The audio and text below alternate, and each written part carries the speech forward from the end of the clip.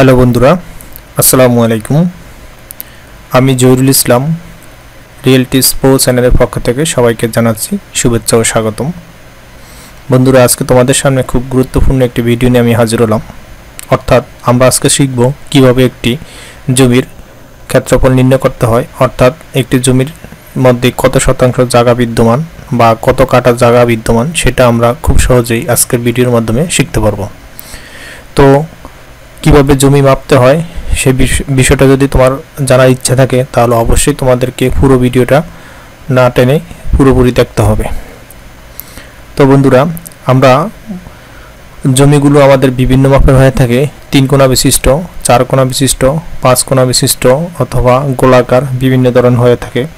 তো আমরা ধাপে ধাপে প্রত্যেক ধরনের জমির ক্ষেত্রফল নির্ণয় আমরা শিখব। তো আজকে আমরা ধাপ 1-এ শিখব যে কিভাবে 4 কোণা বিশিষ্ট একটি জমির ক্ষেত্রফল বা কত শতাংশ জমি নির্ণয় করতে হয় সেটা আমরা আজকে শিখব। তো এর জন্য মনে করো আমি এখানে একটা চিত্র নিলাম, মানে একটি জমি নিলাম। দেখো জমিটা 4 কোণা বিশিষ্ট একটি জমি। এখানে একটি কোণা, এখানে একটি কোণা, এখানে একটি কোণা, এখানে একটি কোণা, এখানে একটা দৈর্ঘ্য দেওয়া আছে, এখানে আরেকটি দৈর্ঘ্য দেওয়া আছে, এদিকে একটা প্রস্থ দেওয়া আছে, এদিকে একটা প্রস্থ দেওয়া আছে। তো আমরা এই জমিটার দৈর্ঘ্য প্রস্থ আনুমানিক একটা ধরে নেই। এটা মনে করে একটা, এটা হলো যে আমাদের জমিটা, এটা হলো আমাদের জমি। তো এর জন্য উপরে আমরা ধরে নেই এটা হলো যে 120 ফুট, এটা হলো যে আমাদের 120 ফুট, এটা হলো যে আমাদের 120 ফুট। এখানে আমরা ধরে নেই এটা হলো যে আমাদের 100 ফুট, 100 ফুট। এটা আমরা ধরে নেই 60 ফুট, 60 ফুট, 60 ফুট। এই পাশে আমরা ধরে নিব আনুমানিক ধরো 40 ফুট। তো এই দৈর্ঘ্য বিশিষ্ট এবং এই দৈর্ঘ্য প্রস্থ বিশিষ্ট জমির ক্ষেত্রফলটা আজকে কিভাবে নির্ণয় করতে হয় সেটা আমরা দেখব।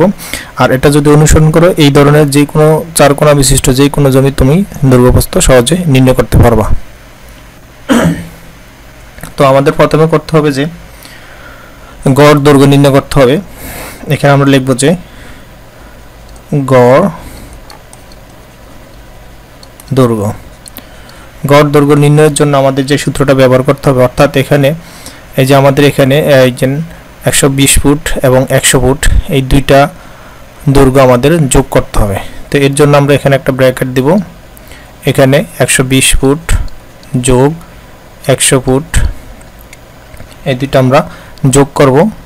তো যেহেতু আমরা গড় নির্ণয় করব তাহলে এটাকে আমরা অবশ্যই 2 দিয়ে ভাগ করব। এটা হবে যে আমাদের ফুট। 2 দিয়ে ভাগ করলে আমাদের কি আসতেছে, এখানে একটু ক্যালকুলেটর দেখো। তো আমরা যোগ করার জন্য একটি ক্যালকুলেটর হাতে নিব।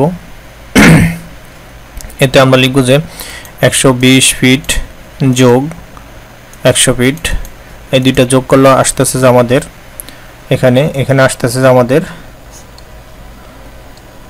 220 ফিট বাই 2 এখানে ফুট।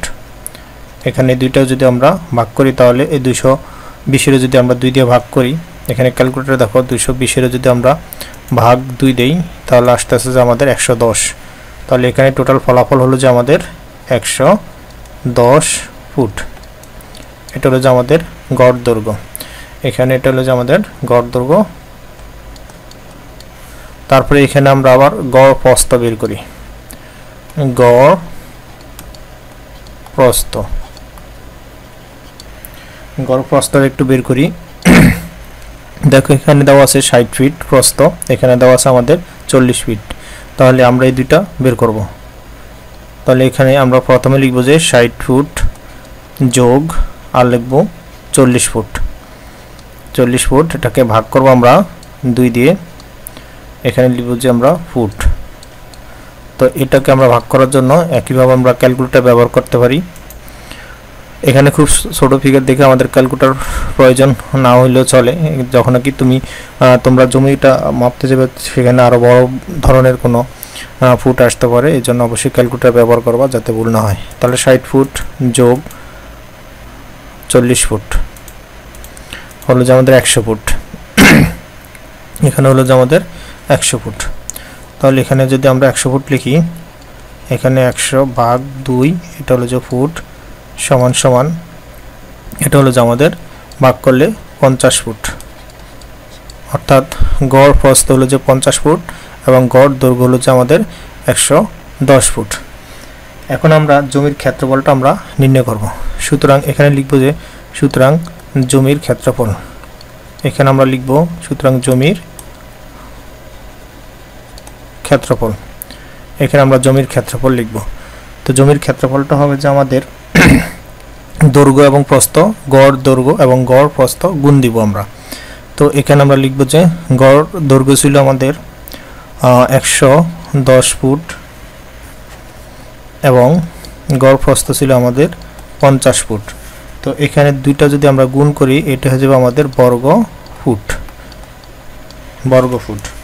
তাহলে আমরা 110 ইন্টু 50 যদি আমরা গুণ দেই তাহলে এখানে আমাদের ফলাফল আসতেছে যে 5500 বর্গফুট। এটা হলো যে আমাদের জমির ক্ষেত্রফল বর্গফুটে, ফুট আকারে আমাদের জমির ক্ষেত্রফল হলো এটা। এখন আমরা এইখানে এটা হলো যে আমাদের বর্গফুট, কিন্তু আমাদের কিভাবে শতাংশ বের করতে হবে, কিভাবে কাটা বের করতে হবে সেটা আমরা দেখব। তো এই বর্গফুটে শতাংশ নিতে হলে আমাদের একটা সূত্র মুখস্থ রাখতে হবে। সূত্রটা হলো যে এখানে আমরা একটু এখানে লিখি সূত্রটা। একটা সূত্র আছে এখানে 435.6 বর্গফুট সমান সমান 1 শতাংশ। এই সূত্রটা আমাদের মুখস্থ রাখা লাগবে। আরেকটা সূত্র আছে আমাদের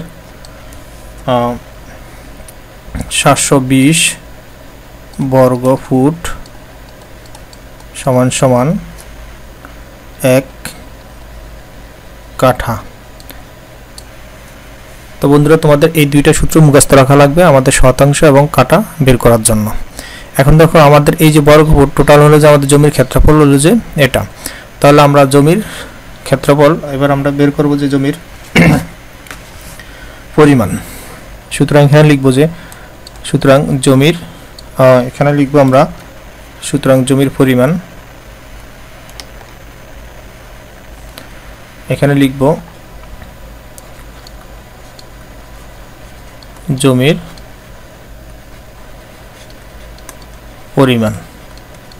জমির পরিমাণটা আমরা বের করার জন্য এখানে আমরা তাহলে এই যে বর্গফুটটা টোটাল যে বর্গফুট পেলাম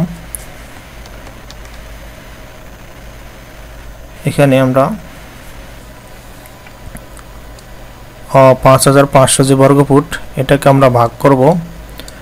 এই যে এখানে দেওয়া আছে, দেখো 435.6 এটা দিয়ে ভাগ করে এটা আমাদের শতাংশ আমরা এখানে পাবো। তাহলে এখানে ক্যালকুলেটর অবশ্যই আমরা একটু ভাগ করি এটাকে। এখানে আমরা ক্যালকুলেটর নিব, নেওয়ার পর এখানে লিখব যে আমরা 5500 ভাগ এখানে আমাদের 435.6 এটা দিয়ে যদি আমরা ভাগ করি তাহলে এখানে আসতেছে যে আমাদের 12.62 অর্থাৎ এখানে আমরা লিখব যে এখানে আমাদের ফলাফলটা আসবে 12.63 শতাংশ। অর্থাৎ এখানে আমাদের 12.63 শতাংশ জমি রয়েছে এই বৃত্তের মধ্যে 12 অর্থাৎ 12.63 শতাংশ জমি রয়েছে। তো এটা হলো যে আমাদের জমির শতাংশ আকারে ক্ষেত্রফল। আবার আমরা বের করব এখানে এখানে লিখব আমরা জমির পরিমাণ। এখানে জমির পরিমাণটা এখানে আবার লিখব আমরা এই 5500 ভাগ 720 এটা আসবে এখন কাঠা, কত কাঠা জমি এখানে আছে। তাহলে এখন আমরা একইভাবে আমরা ক্যালকুলেটর নিব, ক্যালকুলেটর নিয়ে এখানে আমরা 5500 ভাগ 720 এটা লিখব, লিখে ভাগ দিলে এখানে 7.63 বা 64 এখানে আসতেছে যে 7.63 64 কাঠা জমি আছে, এখানে কাঠা জমি আছে। তো বন্ধুরা আমরা এইভাবে এই দুইটা সূত্রের মাধ্যমে মূলত আমরা কি করতে পারি, জমির এই দুইটা সূত্র, একটা সূত্র রয়েছে আমাদের এটা, আর একটা সূত্র রয়েছে আমাদের এটা। এই দুইটা সূত্রের মাধ্যমে আমরা কি করতে পারি, জমির ক্ষেত্রফলটা শতাংশ এবং কাঠা হিসেবে বের করতে পারি। তো বন্ধুরা আশা রাখি তোমরা বুঝতে পারছো ক্লাসটা। দেখো এখানে আমি আবার একটু রিভিউ করছি, 120 ফিট 100 ফিট, এটা হলো যে দৈর্ঘ্য, এটাও দৈর্ঘ্য, উভয় পাশের দৈর্ঘ্য, এটা হলো যে উভয় পাশের প্রস্থ, এটা একটু লম্বা এই জন্য 60 ফিট, এটা একটু ছোট এই জন্য 40 ফিট, এটা আনুমানিক ধরে নিলাম। এটা অবশ্যই তোমরা ফিতা দিয়ে মেপে তারপরে একদম পূর্ণাঙ্গভাবে এটার গড় নির্ণয় করতে হবে। তো প্রথমে আমরা গড় দৈর্ঘ্য মানে উভয় পাশের যে দৈর্ঘ্যটা দেওয়া আছে সেই দুইটা আমরা যোগ করব, 2 দিয়ে ভাগ করে যা আসবে সেটা হবে যে আমাদের গড় দৈর্ঘ্য। আবার গড় প্রস্থ বের করতে হবে, উভয় পাশের প্রস্থটা আমরা কি করব, যোগ করে 2 দিয়ে ভাগ করে যেটা আসবে সেটা হচ্ছে আমাদের গড় প্রস্থ। তো দুইটা দৈর্ঘ্য এবং প্রস্থর মানে গড় দৈর্ঘ্য এবং গড় প্রস্থ আমরা কি করব, গুণ দিলে সেটা হবে যে আমাদের জমির ক্ষেত্রফল বর্গ ফুট আকারে। তো বর্গ ফুট আকারে আসলে এটা জমির ক্ষেত্রফল বর্গ ফুট আকারে পাইলাম। এখন শতাংশে বের করতে হলে আমাদের এখানে একটা সূত্র দেওয়া আছে, 435.6 বর্গ ফুট সমান 1 শতাংশ এবং 720 বর্গ ফুট সমান 1 কাঠা। তাহলে আমাদের কি করতে হবে, এই দুইটা সূত্র মুখস্থ রাখতে হবে।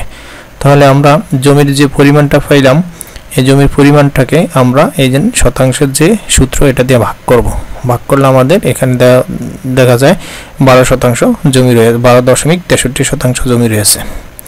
আবার জমির পরিমাণ, তো দেখো এখানে এই ফলাফলটাকে যে ইয়েটা পাইলাম আমরা জমির ক্ষেত্রফল বর্গ ফুটে পাইলাম, সেই বর্গ ফুটটাকে আবার আমরা 720 দিয়ে ভাগ করলে যেটা পাবো সেটা হবে আমাদের জমির পরিমাণ কাঠা হিসেবে। তো এইভাবেই আমরা মূলত একটা জমির ক্ষেত্রফল খুব সহজে আমরা নির্ণয় করতে পারি। তো বন্ধুরা আশা রাখি তোমরা খুব সহজেই ভিডিওটার মাধ্যমে কিভাবে জমির ক্ষেত্রফল নির্ণয় করতে হয় সেই বিষয়টা আমি সহজে উপস্থাপন করতে পারছি। আশা করি আপনাদের বা তোমাদের সবার উপকার আসবে। যদি উপকারে আসে অবশ্যই আমার চ্যানেলটা সাবস্ক্রাইব করে রাখবে এবং বেল আইকনে ক্লিক করে রাখবা।